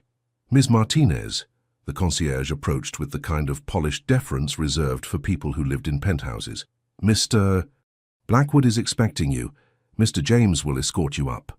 The elevator ride to the 48th floor felt interminable. Sophia found herself smoothing her hair and wishing she had worn something more sophisticated than her favorite weekend outfit. When the doors opened directly into Alexander's apartment, because of course he had a private elevator, she forgot about her wardrobe entirely. The space was breathtaking in its minimalist perfection. Floor-to-ceiling windows offered a panoramic view of Central Park, while polished concrete floors and clean lines created an atmosphere of serene luxury. Everything was precisely arranged, from the museum-quality art on the walls to the fresh orchids on the dining table. It was also, Sophia realized with a pang of sympathy, completely impersonal. The apartment looked like a high-end hotel suite, beautiful but sterile, without any indication that an actual human being lived there. "Good morning," Alexander said, emerging from what appeared to be a kitchen that belonged in an architectural magazine. He wore dark jeans and a navy sweater that made his green eyes even more striking, and he looked nervous. "This is incredible," Sophia said, moving toward the windows. "The view is like living inside a painting." "Thank you. Coffee? I have that Colombian blend you mentioned liking." The fact that he had remembered her casual comment about coffee preferences and had actually purchased it made something warm unfurl in Sophia's chest. That would be lovely. As Alexander moved around the kitchen with surprising competence, Sophia wandered through the living space, noting the absence of personal photographs, books, or anything that suggested hobbies or interests beyond work. "Alexander," she said carefully, "where do you keep your things?" "What things?" "You know, personal things. Books, photos, collections, embarrassing souvenirs from college." Alexander paused in his coffee preparation. "I don't really collect things." "Everyone collects something, even if it's just takeout menus and good intentions." I prefer minimalism, Alexander said, but something in his tone suggested this was a practiced response rather than genuine preference. Sophia was about to press the subject when she noticed something that made her stop in her tracks. On a shelf that was otherwise empty except for a single orchid, there was a small figurine of a golden retriever, so tiny she almost missed it. "What's this?" she asked, moving closer to examine the delicate porcelain piece. Alexander went very still. Nothing, just decoration. But Sophia had spent 3 years studying Alexander's expressions, and she could tell when he was uncomfortable. "It's beautiful. Is it part of a collection?" "No," Alexander said quickly. "Just something I picked up somewhere." Sophia studied the figurine more closely, noting the incredible detail in the miniature sculpture. This wasn't some random decorative object. It was clearly crafted by someone with serious artistic skill. "Alexander," she said gently, "where are the rest of them?" "I don't know what you mean." "Yes, you do. No one buys just one piece this beautiful unless they're collecting them. Where are the others?" Alexander set down his coffee cup with slightly more force than necessary. "Sophia, the budget documents are in my office. Perhaps we should focus on—" "Show me," Sophia interrupted, and something in her tone made him stop mid-sentence. "Please, I promise I won't judge you for whatever it is you think you need to hide." For a long moment, Alexander stood frozen, clearly fighting some internal battle. Finally, with the expression of a man facing execution, he led her down a hallway toward what she assumed was his home office. Instead, he stopped at a door she hadn't noticed before and placed his hand on the doorknob like it might burn him. "You have to understand," he said quietly, not looking at her. No one else knows about this." "Alexander, whatever it is, it's okay." He opened the door to reveal a room that took Sophia's breath away. Built-in shelves lined every wall, and on those shelves, displayed with museum-level care, were hundreds of miniature dogs. Porcelain puppies, crystal collies, bronze bulldogs, silver setters, every breed imaginable, crafted from every material possible, arranged by size and color in a display that was both whimsical and heartbreakingly beautiful. "Oh my God," Sophia whispered, stepping into the room. "Alexander, this is incredible." Alexander stood rigid in the doorway, watching her face for signs of ridicule or judgment. "I know it's ridiculous. A grown man collecting—" "Stop," Sophia said firmly, turning to face him. "This is not ridiculous. This is wonderful. How long have you been collecting them?" "Since I was 15, Alexander admitted reluctantly. "After my dog died, and my parents said I couldn't have another one because it would interfere with my studies." Sophia's heart broke a little at the image of teenage Alexander, already carrying the weight of family expectations, finding comfort in miniature companions. "What was your dog's name?" "Murphy. Golden Retriever. He was—" Alexander's voice softened in a way Sophia had never heard before. "He was my best friend. The only thing that was completely mine, you know. He didn't care about family business or social expectations or any of that. He just wanted to play fetch and sleep on my bed." Sophia moved through the room, examining the incredible variety of the collection. Each piece was labeled with a small card, noting the date acquired and place of purchase, creating a record of 23 years of travel and searching. "Do you have names for them?" she asked, pausing in front of a particularly adorable golden retriever puppy. Alexander looked embarrassed. "Some of them." "What's this one called?" "Murphy Jr.," Alexander said quietly. "He was the first one I bought." Sophia felt tears prick her eyes at the tenderness in his voice. Here in this secret room was the real Alexander Blackwood, not the intimidating CEO or the powerful magnate, but a man who missed his childhood dog so much that he had spent 2 decades searching for ways to fill that emptiness. "This is the most beautiful thing I've ever seen," she said honestly. Alexander stared at her. "You don't think it's pathetic? I think it's heartbreaking and lovely, and it tells me more about who you really are than anything else I could have discovered." Something in Alexander's expression shifted, vulnerability replacing defensiveness. "I know I could afford to have real dogs now, a whole kennel if I wanted, but I work 16-hour days, I travel constantly, and it wouldn't be fair to an actual animal. But someday," Sophia said, moving closer to him, "when you figure out how to have a life outside of work, you'll get another Murphy." "Maybe," Alexander said, and for the first time since opening the door, he smiled. "Would you like to see the rest of the apartment? The actual business documents are in my study." As they left the collection room, Sophia found herself seeing Alexander differently, not as the controlled executive she'd known, but as someone who understood loneliness and loss, who found ways to nurture the parts of himself that the world demanded he hide. "Thank you," she said as they walked toward his study. "For what?" "For trusting me enough to show me something that matters to you." Alexander stopped walking and turned to face her, his green eyes intense. "Sophia, you have to understand. No one else knows about that room, not my family, not my friends, not anyone. Why did you show me?" Alexander was quiet for a long moment, studying her face as if memorizing every detail. "Because I'm falling in love with you," he said finally, the words dropping into the space between them like stones into still water. "And I wanted you to know who I really am before I do something completely insane like ask you to give us a chance." Sophia felt her heart stop, restart, and then begin racing double time. "Alexander, I know it's complicated," he continued quickly, as if afraid she might run. "I know we work together. I know I'm not good at this. I know I have no idea how to be in a relationship with someone who matters this much to me. But Sophia, you make me want to learn. You make me want to be someone who deserves—" Sophia silenced him by rising up on her toes and pressing her lips to his. The kiss was soft, tentative, lasting only seconds before she pulled back to search his face for reaction. Alexander stood frozen, eyes wide with surprise and something that might have been wonder. "Was that okay?" Sophia whispered. Instead of answering with words, Alexander cupped her face in his hands and kissed her back properly this time, with all the emotion he'd been holding back for weeks.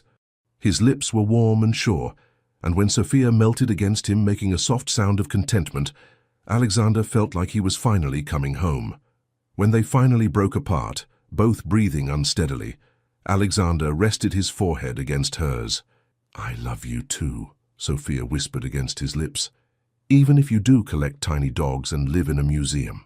Alexander's laugh was pure joy, and as he kissed her again, surrounded by morning light streaming through floor-to-ceiling windows, both of them knew that everything was about to change. 3 blissful weeks of secret relationship bliss came to an abrupt end when Victoria Blackwood decided to make an unannounced visit to her son's office. At 62, Alexander's mother was a force of nature who commanded boardrooms and charity galas with equal authority, and she had very specific ideas about what kind of woman was suitable for a Blackwood heir. Sophia Martinez, sitting in Alexander's office discussing the community garden launch while wearing a sundress that cost less than Victoria's handbag, was decidedly not what she had in mind.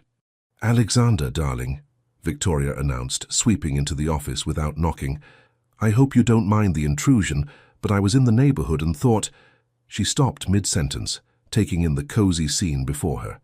Alexander was perched on the edge of his desk, close enough to Sophia that their knees were almost touching, both of them surrounded by photographs from the Brooklyn garden sites. His expression was relaxed in a way Victoria hadn't seen since his childhood, and he was looking at this unknown woman with unmistakable affection. "Mother," Alexander said, standing quickly, "this is Sophia Martinez from Peterson and Associates. She's heading our community outreach project. Sophia, my mother, Victoria Blackwood." Sophia rose gracefully, extending her hand with a warm smile that didn't quite mask her nervousness. "Mrs. Blackwood, it's lovely to meet you. Alexander speaks of you often." Victoria accepted the handshake with the kind of polite coolness that could freeze champagne. "Ms. Martinez, how interesting. I wasn't aware Alexander had hired such young consultants for community work." The barely veiled insult hung in the air like expensive perfume. Sophia's smile faltered slightly, but she held her ground. The community development field tends to attract people who are passionate about grassroots change, regardless of age. "Of course," Victoria said dismissively, then turned to Alexander. "Darling, might I have a word privately?" Alexander's jaw tightened, almost imperceptibly. "Anything you need to say can be said in front of Sophia. I don't think that's appropriate, given that this is a family matter." Sophia, recognizing the dynamics at play and wanting to spare Alexander an uncomfortable scene, gathered her materials quickly. I should get back to the office anyway. The community center meeting is this afternoon. As she moved toward the door, Alexander caught her hand gently. Dinner tonight? I'd like that, Sophia said, and the tender exchange wasn't lost on Victoria, whose expression grew increasingly glacial. After Sophia left, Victoria settled into one of Alexander's guest chairs with the predatory grace of a lioness preparing to hunt. She's quite pretty, Victoria began, her tone suggesting this was not necessarily a compliment. She's brilliant, Alexander corrected. And before you say whatever you're planning to say, Mother, I suggest you consider your words carefully. Victoria's perfectly sculpted eyebrows rose. My goodness, Alexander. I haven't seen you this defensive since you were 12 and I criticized your science fair project. Sophia is not a science fair project. No, she's not.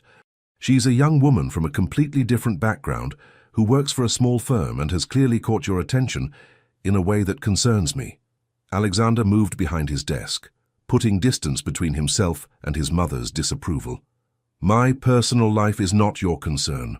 Your personal life becomes my concern when it affects the family reputation. The Blackwood name carries certain expectations, Alexander. Social obligations, charitable commitments, business relationships, none of which have anything to do with my feelings for Sophia. Victoria went very still. Your feelings? I'm in love with her, Mother. The words hung in the air like a challenge. Victoria had raised Alexander to be strategic about everything, including relationships. His brief marriage had been arranged more like a corporate merger, ending amicably when both parties realized they felt more like business partners than spouses. Alexander, Victoria said carefully, infatuation can feel very much like love, especially when you haven't had many serious relationships.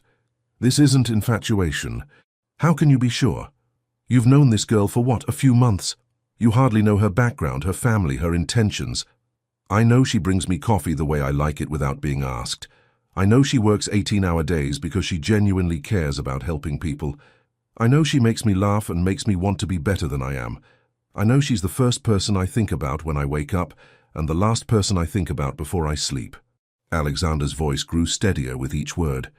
I know I've never felt this way about anyone, and I know that whatever you're about to suggest, the answer is no. Victoria studied her son's face, recognizing the stubborn determination she hadn't seen since he was a child. I see. And what does Miss Martinez want from this relationship? She wants me to be happy. How wonderfully naive. Alexander, women like her always want something. Money, status, security. Stop. Alexander's voice cut through his mother's words like ice. Don't you dare suggest that Sophia is using me. She doesn't even let me pay for dinner. Victoria's expression softened slightly, recognizing that she was pushing too hard. Darling, I'm not trying to hurt you. I'm trying to protect you. The Blackwood family has responsibilities. The Blackwood family has one responsibility, Alexander interrupted. To be honorable. Everything else is just social theater. Before Victoria could respond, Margaret knocked and entered with Alexander's afternoon schedule. She took one look at the tension in the room and immediately began backing toward the door. I'm sorry. I can reschedule. No need, Victoria said, rising gracefully. I was just leaving. She paused at the door, looking back at her son with an expression that mixed love and disappointment. Alexander, I hope you know what you're doing. After his mother left, Alexander stood at his office windows, watching the city traffic and thinking about family expectations, social obligations, and the woman who had somehow become more important to him than all of it combined. That evening, over Thai takeout in Sophia's small apartment, Alexander found himself studying her as she laughed at something on television. She had changed into yoga pants and an oversized sweatshirt, her hair pulled back in a messy bun, and she was absolutely beautiful in a way that had nothing to do with designer clothes or careful styling. You're quiet tonight, Sophia observed, muting the TV and turning to face him on the couch. Everything okay? Alexander considered telling her about his mother's visit, about the family pressures and social expectations that had shaped his entire life. Instead, he reached for her hand, intertwining their fingers. I love this, he said quietly. Thai food? This. Being here with you, watching bad television, not having to be anyone except who I am right now. Sophia squeezed his hand. You can be whoever you are with me, Alexander. Always. As if summoned by the conversation, Alexander's phone buzzed with a text from his mother. "The Whitman Charity Gala is Saturday. I've taken the liberty of confirming your attendance. Please bring an appropriate date." Alexander deleted the message without responding, but Sophia had caught the grim expression that crossed his face. "What is it?" "Nothing important," Alexander said, pulling her closer. "Just family being family." But as Sophia curled against his chest, both of them knew that family complications were rarely simple, especially when family came with the kind of power and expectations that surrounded the Blackwood name. Outside her apartment window, the city sparkled with lights and possibilities, but Alexander found himself wondering how long they could keep their happiness insulated from the world that was determined to judge it. The attack came on a Tuesday morning, swift and devastating as a financial hurricane. Alexander arrived at his office to find Margaret Chen waiting with an expression of barely controlled panic and a stack of newspapers that would change everything. "Sir," Margaret said quietly, "you need to see this." The headline of the New York Business Journal made Alexander's blood run cold.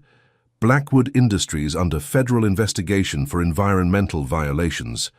The article that followed was a masterpiece of journalistic destruction, detailing allegations of illegal waste disposal, cover-ups of environmental impact reports, and a pattern of regulatory violations dating back 15 years.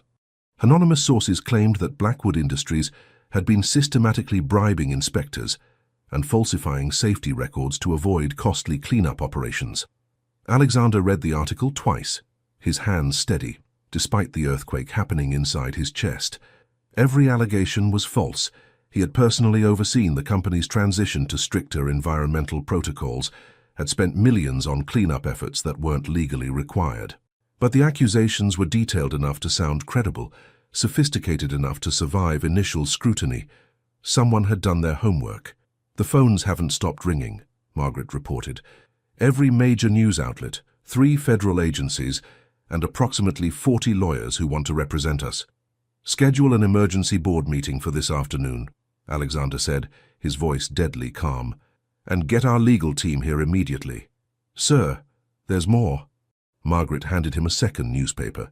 This one featured a photograph that made Alexander's stomach drop to his shoes. Sophia Martinez, leaving her apartment building, looking shocked and overwhelmed as reporters thrust microphones in her face. The headline read, "Oil Executive's Mystery Girlfriend Linked to Community Cover-Up Scheme."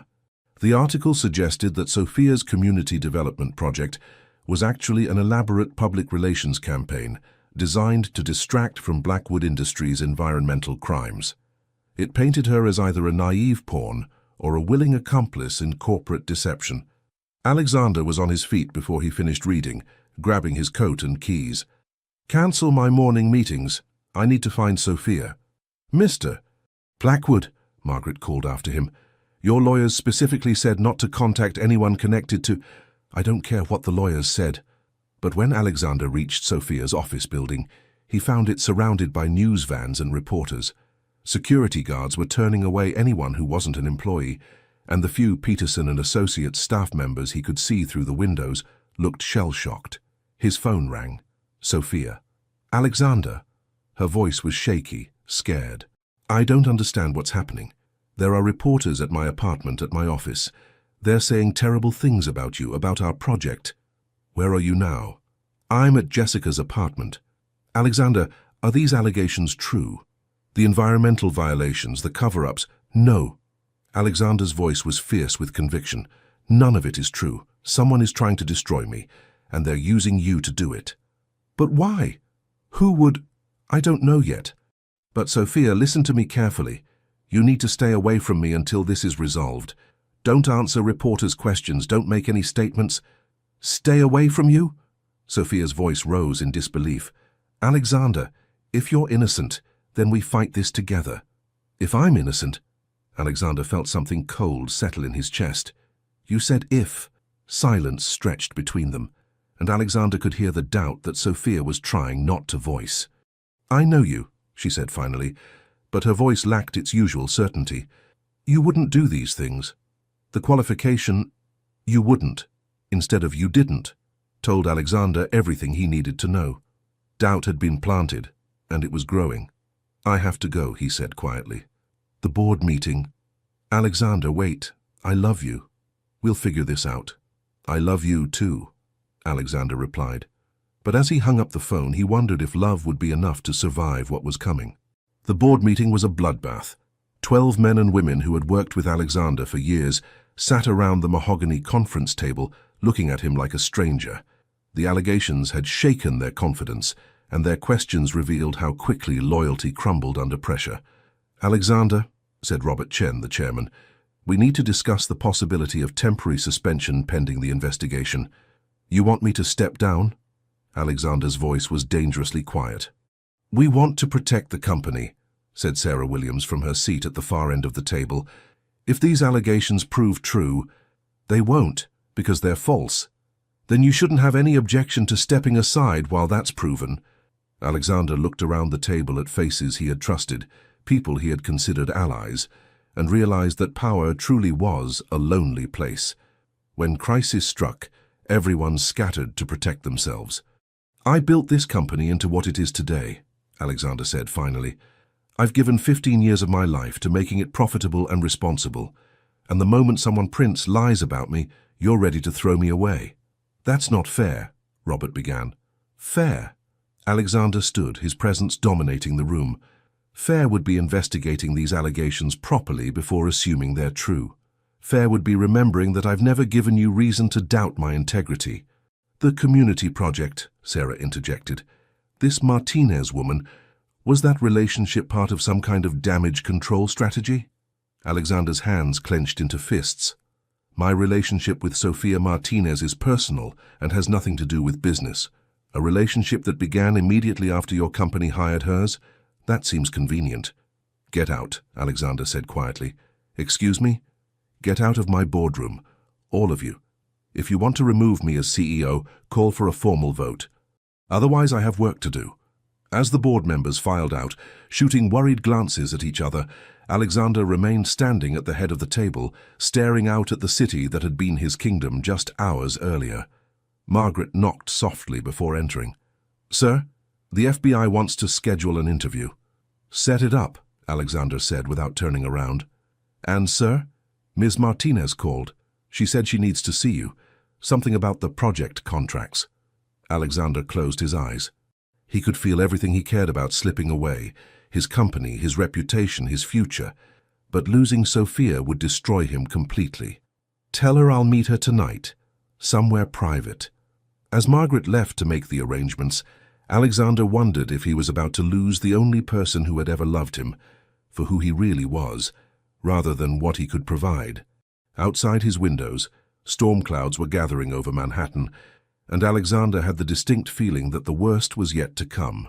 The abandoned warehouse in Queens was the last place anyone would expect to find the CEO of Blackwood Industries, which made it perfect for a clandestine meeting.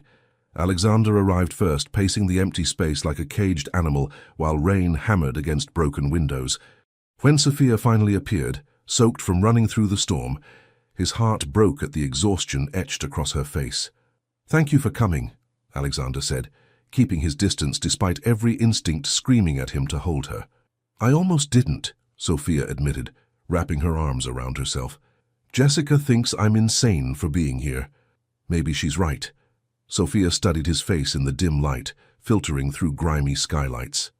Alexander looked like he had aged 5 years in 2 days, his usually perfect appearance disheveled, his green eyes haunted with a kind of exhaustion that went deeper than lack of sleep. I've been going through the project contracts, Sofia said, pulling a folder from her bag, looking for anything that might explain how our community development work got twisted into this conspiracy theory. And? The timeline doesn't match. The environmental violations they're alleging happened years before we started working together. Whoever orchestrated this story didn't do their research properly. Sofia moved closer, her voice gaining strength. Alexander, I know you didn't do these things. Something in Alexander's chest loosened at her certainty. Yesterday you sounded less sure. Yesterday I was scared and confused and surrounded by reporters asking if I was complicit in corporate fraud. Today I've had time to think, and I remember who you are. Sofia reached for his hands, finding them cold despite the humid air. You're the man who spent 6 hours in Brooklyn listening to community members' concerns. You're the man who collects tiny dogs because you miss your childhood pet. You're the man who brought me coffee because you noticed how I like it. Sophia, I'm not finished. Her voice was fierce now, the woman who had fought for community gardens and small business funding. You're also the man who's been set up by someone who knows exactly which buttons to push to destroy you, and I think I know who. Alexander stared at her. What? Sophia pulled out her phone, scrolling through news articles she'd bookmarked. Look at the timing. The investigation story broke the day after your mother visited your office. The environmental allegations focus specifically on operations from the period when you were transitioning into leadership, making you responsible for problems you inherited, but also suggesting you covered them up. You think my mother? No, not your mother, but someone who knows your family dynamics, who understands the business well enough to craft believable lies, who has access to enough inside information to make the story credible. Sophia paused, meeting his eyes. Someone who might have been passed over when you were chosen to lead the company. Understanding dawned in Alexander's expression. David. David Blackwood, Alexander's cousin, had been the other candidate for CEO when Alexander's father stepped down. The family vote had been close, but Alexander's vision for modernizing the company had ultimately won. David had remained as chief operations officer, but his resentment had simmered for years. He would have access to old environmental reports, knowledge of the company's transition timeline, contacts within the industry, Sophia continued, and he would know exactly how to manipulate the story to make you look guilty, while positioning himself as the responsible alternative leadership. Alexander began pacing again, pieces clicking into place. The board meeting today, David was the one pushing hardest for my suspension. He kept suggesting that maybe it was time for new leadership, someone who could restore confidence. He's been planning this for a while. The question is, can we prove it? Before Alexander could answer, his phone buzzed with an urgent text from Margaret. Turn on Channel 7 News now. Alexander and Sophia huddled around his phone as the news stream loaded, showing a reporter standing outside Blackwood Industries headquarters. In a shocking development, David Blackwood, Chief Operations Officer of Blackwood Industries, has called for an emergency board meeting to address the environmental scandal rocking the company. Sources close to the situation suggest that David Blackwood may be positioned to assume leadership role as the company attempts to restore public confidence. Son of a bitch, Alexander muttered. He's making his move, Sophia said. We need proof, Alexander. Real evidence that he's behind this. Even if we find it, my reputation is destroyed. The community project is tainted. Your career, my career is fine, Sophia interrupted firmly. The community project is bigger than one scandal, and your reputation can be rebuilt, but only if you fight back. Alexander looked at her, this brave, brilliant woman who had every reason to run from the mess his life had become, yet was standing in an abandoned warehouse in Queens planning his defense. Why? He asked quietly. Why are you doing this? You could walk away right now, distance yourself from the scandal, protect your own interests. Sophia stepped closer, close enough to see the gold flecks in his green eyes. Because I love you. Not Alexander Blackwood, the CEO, not the Blackwood family name, not the money or the power or any of it. I love the man who remembers how I take my coffee and who trusts me with his secret collection of tiny dogs. I love you, and I'm not walking away. The words hit Alexander like a physical blow. In his world of calculated relationships and strategic alliances, Sophia's loyalty was both foreign and precious. I love you too, he said, reaching for her face with hands that were no longer steady. More than I thought it was possible to love anyone. When he kissed her, it was desperate and grateful, and full of all the emotion he'd been holding back since the nightmare began. Sophia melted into him, her arms wrapping around his neck as if she could shield him from the storm through sheer force of will. We're going to figure this out, she whispered against his lips. Together. Together, Alexander agreed, and for the first time in 2 days he felt like he might survive what was coming. Outside the warehouse, lightning illuminated the Queen's skyline, and the storm that had been gathering for days finally broke in earnest. But inside, holding the woman he loved, Alexander felt something that had been missing since the scandal broke. Hope. They had work to do, battles to fight, and a conspiracy to unravel. But they would do it together, and that made all the difference. As they began planning their counterattack, neither of them noticed the figure watching from across the street, or the camera with the telephoto lens capturing their clandestine meeting. David Blackwood was always one step ahead, and he wasn't finished with his cousin yet. The smoking gun came from the most unlikely source: Margaret Chen's meticulous filing system and her habit of backing up everything to 3 different servers. Working through the night in Alexander's apartment, surrounded by coffee cups and legal documents, Sophia discovered the evidence that would change everything. "Alexander," she said, her voice tight with exhaustion and excitement, "look at this." She pointed to an email thread Margaret had forwarded, dated 6 months earlier. David Blackwood had been corresponding with Marcus Webb, CEO of Titan Energy, Blackwood Industries' biggest competitor. The emails, hidden behind coded language about industry collaboration, revealed a systematic plan to undermine Alexander's leadership. "He's been feeding information to Titan for months," Sophia said, scrolling through the evidence. "Look, here's where David provided details about our environmental upgrades before they were public, giving Titan a competitive advantage in bidding for the Patterson contract." Alexander read over her shoulder, his anger building with each message. "The bastard sold us out to our biggest rival, then orchestrated this scandal to cover his tracks." The final email made everything clear. David had agreed to leak false environmental violations to a journalist in exchange for a promised position at Titan once Alexander was removed. The plan was elegant in its cruelty: destroy Alexander's reputation, position himself as the company's salvation, then jump ship to Titan with insider knowledge and a clean conscience. "We need to get this to the FBI," Alexander said, reaching for his phone. "Already done," Sophia replied, showing him her sent emails. "I forwarded everything to Agent Morrison an hour ago. She's reviewing the evidence now." Alexander stared at her. This woman who had spent 3 sleepless days fighting for his innocence while he wallowed in despair. "You did this while I was sleeping? You needed rest. I needed justice."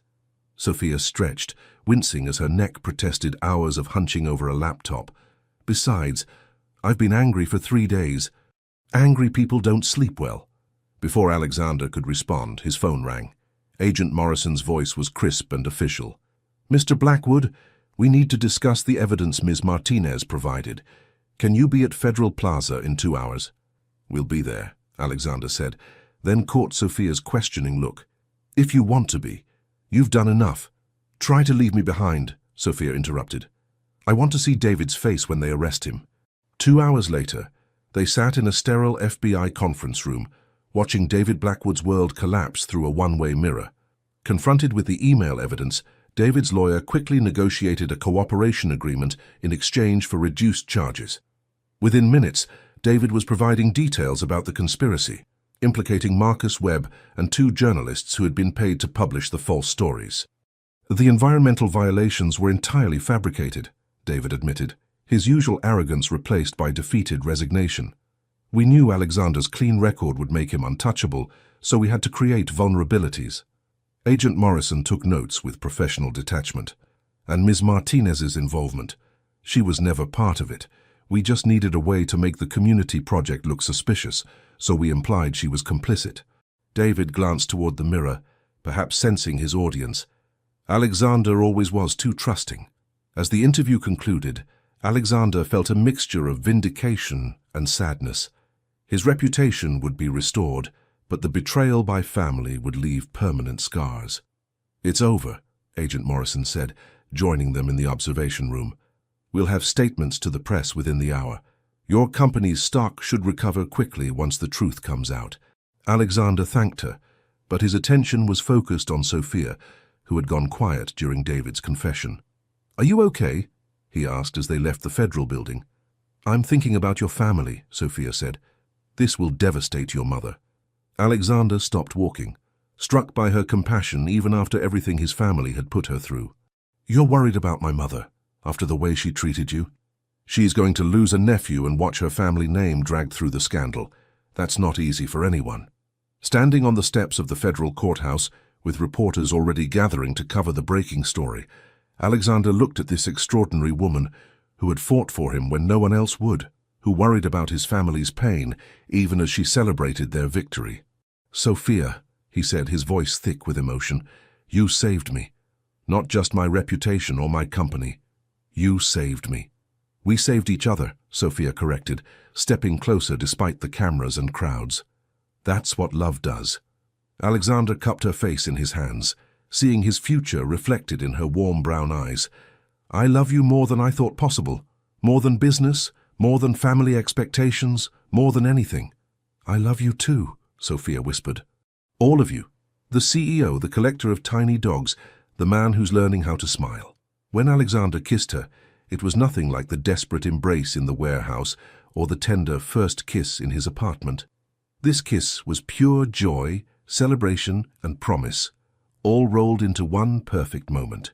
It was the kiss of two people who had weathered their first real storm and emerged stronger. The cameras captured it all, the powerful CEO and the woman who had stood by him, celebrating their love and victory on the courthouse steps. By evening, the image would be on every news station, but neither of them cared about the publicity. As they walked away hand in hand, Alexander's phone buzzed with messages from board members offering apologies and requesting his immediate return to leadership. The scandal that was meant to destroy him had instead revealed who truly mattered in his life. "What now?" Sophia asked, squeezing his hand. Alexander smiled, the genuine, unguarded smile she had been coaxing from him for months. "Now we go home and plan the rest of our lives." 6 months later, the house in the Hamptons was nothing like Alexander's Manhattan penthouse. It was warm, lived in, filled with the kind of comfortable chaos that came from actually living rather than just existing. Sophia had insisted on plants everywhere, books scattered on every surface, and a kitchen that was used for more than reheating takeout. Alexander stood at the kitchen island, attempting to master the art of pancake flipping while Sophia sat at the breakfast bar, grading him with theatrical seriousness. 7 out of 10, she announced, as his latest attempt landed successfully in the pan. Better than last weekend's disaster, but still room for improvement. "I'll have you know I've successfully managed billion-dollar mergers," Alexander protested, pouring more batter. "Pancakes should not be this complicated." "Different skill set entirely," Sophia laughed, stealing a piece of bacon from the plate beside her. "Besides, you're getting better. Remember the first time you tried to cook for me?" Alexander grimaced at the memory. "The smoke alarm still hasn't forgiven me." They had settled into this weekend routine over the past few months, escaping the city for the quiet of the beach house, where Alexander could practice being human instead of being a CEO. The transformation had been remarkable. The man who once worked 18-hour days now insisted on leaving the office by 6, and Sophia regularly caught him reading actual books instead of financial reports. The community project had not only survived the scandal, but thrived because of it. The media attention had brought national recognition and funding that multiplied their impact across 5 states. Sophia now ran her own non-profit, and Alexander had discovered that using his business skills for social good was more satisfying than any profit margin. "The ring is ready," Alexander said suddenly, then immediately looked mortified at his own words. Sophia nearly choked on her coffee. "I'm sorry, what?" Alexander set down the spatula, his face cycling through several expressions before settling on resigned determination. "That wasn't how I planned to bring this up." "Alexander Blackwood," Sophia said slowly, "are you telling me you've been planning a proposal?" "For 3 months," he admitted. "I had this elaborate plan. Dinner at the restaurant where we first ate together, the ring hidden in tiramisu, a speech about how you taught me the difference between existing and living." Sophia slid off her bar stool and moved around the island to face him. "And instead you blurted it out while making pancakes." "I've never been good at the romantic gesture thing," Alexander said, looking adorably flustered. "Business negotiations, yes. Marriage proposals, apparently not." "Show me the ring," Sophia demanded, her eyes sparkling with mischief. Alexander disappeared into their bedroom, returning with a small velvet box that he handed to her, with the expression of a man facing execution. "I know it's not what you'd typically expect from someone in my position." Sophia opened the box and gasped. The ring was perfect, a simple solitaire setting with a stone that caught the morning light beautifully. It was elegant without being ostentatious, classic without being boring, exactly what she would have chosen for herself. "It's beautiful," she whispered. It's not the biggest diamond money could buy, Alexander said quickly. But the jeweler said it was perfectly clear, no flaws, and I thought that's like us. Not the flashiest love story, but perfect in its honesty. Sophia looked up at him, this man who had learned to express his feelings through metaphors about diamond clarity, and felt her heart overflow with affection. Are you asking me to marry you? She said. Alexander dropped to one knee right there in the kitchen, amid the breakfast preparations, and morning sunlight streaming through windows. Sophia Martinez, you taught me how to smile, how to live, how to love someone more than myself. You stood by me when everyone else ran. You fought for me when I couldn't fight for myself, and you make every day feel like a gift. Will you marry me? Sophia pretended to consider this, tilting her head thoughtfully. Will you promise to let me teach you how to properly flip pancakes? I solemnly swear to accept pancake instruction. Will you continue to share your secret dog collection with me? Murphy Jr. has already given his approval. Will you love me even when I inevitably faint at our wedding from pure overwhelm? Alexander's laugh was pure joy. Especially then. I'll always catch you when you fall. Then yes, Sophia said, holding out her left hand. Yes to everything. As Alexander slipped the ring onto her finger, both of them laughing and crying simultaneously, the pancakes began to burn on the stove. Neither of them cared. Later, as they sat on the beach sharing perfectly burnt pancakes and planning a future filled with community gardens, tiny dog figurines and love that had grown stronger through every test, Sophia couldn't help but marvel at how perfectly imperfect their love story had been. Do you ever think about that first night, she asked, curled against Alexander's side as they watched the sunset paint the ocean in shades of gold and pink? The champagne disaster. Alexander smiled, pressing a kiss to her temple. Only every day. Best catastrophe of my life. I never did learn to fake faint convincingly. Good thing I learned to catch you properly. As the stars began to appear over the water, Alexander Blackwood, the man who had forgotten how to dream, held the woman who had taught him that the best things in life couldn't be acquired or negotiated, only cherished. And Sophia Martinez, the disaster-prone optimist who had always believed in happy endings, finally understood that sometimes the most beautiful love stories began with champagne showers and ended with promises kept under starlit skies. 6 months later, at their wedding in the community garden, where their love had taken root, Sophia did indeed faint from pure emotional overwhelm, and Alexander, as promised, was there to catch her, both of them laughing, as he carried her back down the aisle they had just walked as husband and wife. Some love stories begin with meet-cutes and smooth seductions. Theirs began with chaos and ended with a love that could weather any storm. It was, as Maria Castellano declared at their reception, exactly as it should be. Leave your comment and share this story with someone special. It truly helps us keep bringing new stories to you. And if you want to follow every chapter of this emotional journey, subscribe to the channel and turn on the notification bell. Your support makes all the difference.